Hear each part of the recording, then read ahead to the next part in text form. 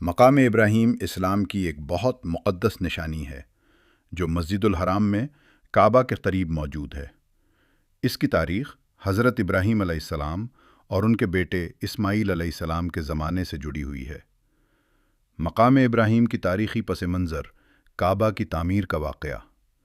جب حضرت ابراہیم علیہ السلام اور حضرت اسماعیل علیہ السلام کو اللہ تعالیٰ نے کعبہ کی تعمیر کا حکم دیا تو حضرت ابراہیم علیہ السلام ایک پتھر پر کھڑے ہو کر دیواریں بلند کرتے تھے۔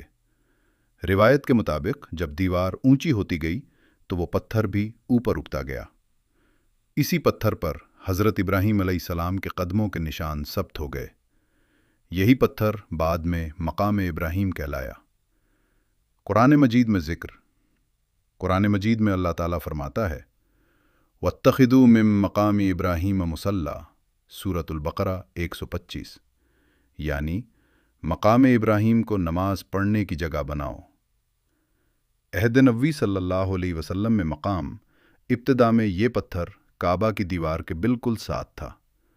بعد میں عمر بن خطاب کے دور خلافت میں حجاج کی سہولت کے لیے اسے موجودہ جگہ پر رکھ دیا گیا۔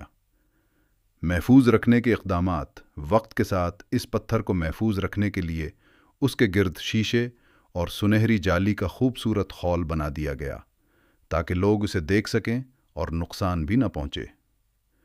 اہم مذہبی حیثیت۔ حج اور عمرہ کے دوران طواف کے بعد مقام ابراہیم کے قریب 2 رکعت نماز پڑھنا سنت ہے۔ یہ حضرت ابراہیم کی یادگار اور توحید کی عظیم نشانی سمجھی جاتی ہے۔